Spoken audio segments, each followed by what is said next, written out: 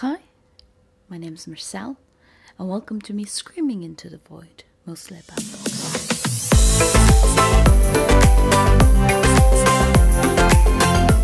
I have a project where I want to read a book from each country of the world, and for Myanmar, I am going to read a collection of poems by the writer Thett.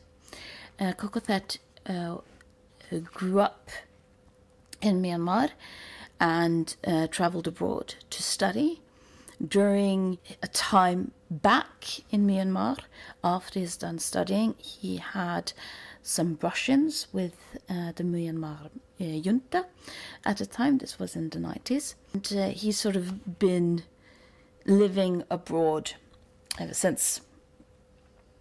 I really like both the title, Bambophobia, and the sort of image you have here on the cover. And to correct myself earlier, I'm now reading off the back, I see that Thett returned to live in transitional Myanmar in 2016, though he quickly became convinced there was no firm ballast for democracy in the face of widespread poverty and state atrocity against many of Myanmar's ethnic population. So, now we know where he stands politically, and I'll let you know after I've read the poems what I think about them. Well, I'm done with Bambophobia, and there's even blood on the cover.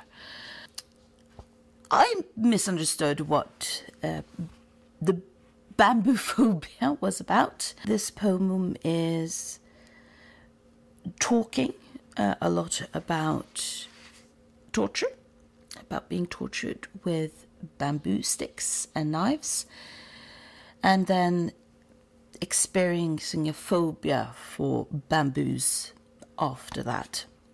This is a very brutal book, and unlike a lot of other brutal poetry books that can use association and connections between words to make you think about brutal aspects of it, Thett just very simply describes a lot of the brutality.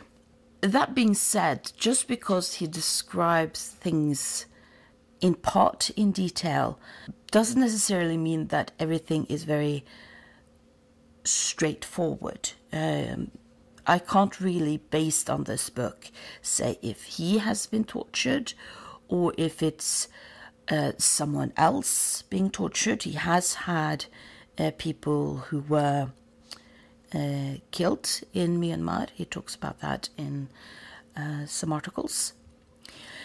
Or if he's talking more metaphorical torture. So just because there is a directness in language doesn't mean that the symbolism necessarily has to be interpreted as so direct. And one of the other themes in his books that he mentions in a lot of them is surrogacy.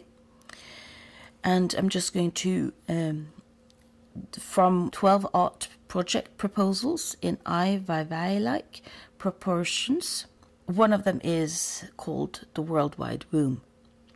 A hyper-realistic, larger-than-life womb of a 9-month pregnant woman, complete with chemically reproduction amniotic fluid, and any volunteer who would like to coil up naked in the womb in the fetal position for a minimum duration of 9 hours will be supplied with an oxygen mask and a feeding tube.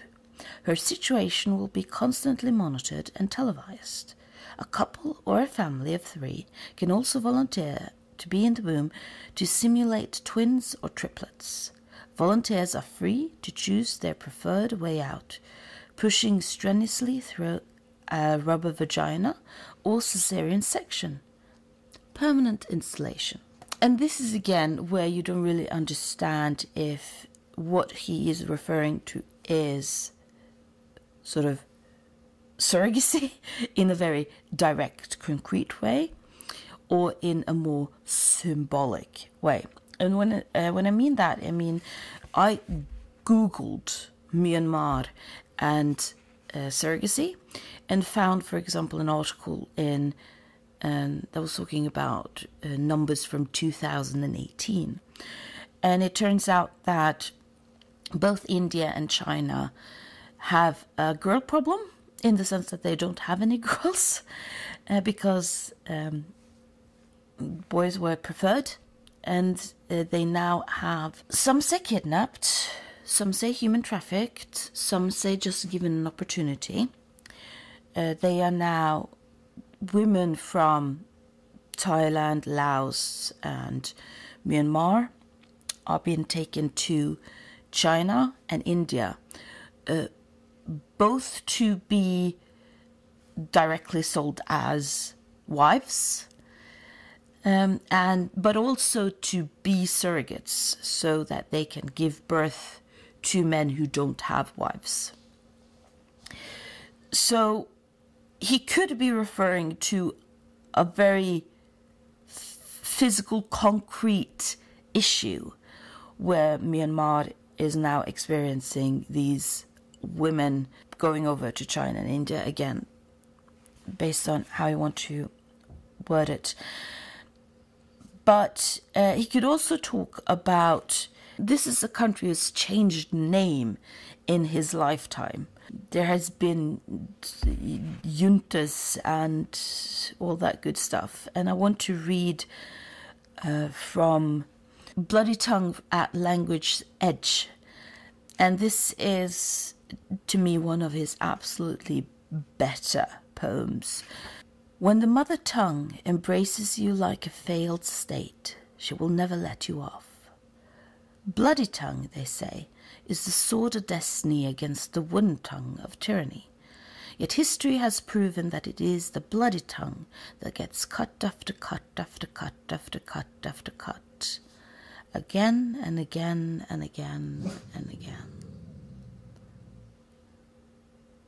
That sort of shows the ambiguity in a lot of the symbolisms that he have, in the sense that, is he talking very concretely, which he could, or is he talking more metaphorically and abstract?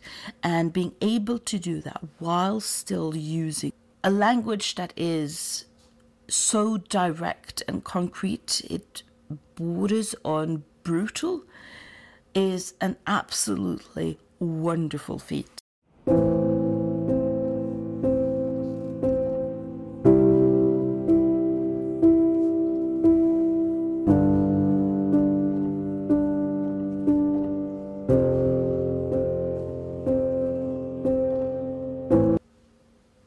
Thank you for listening to me screaming into the void.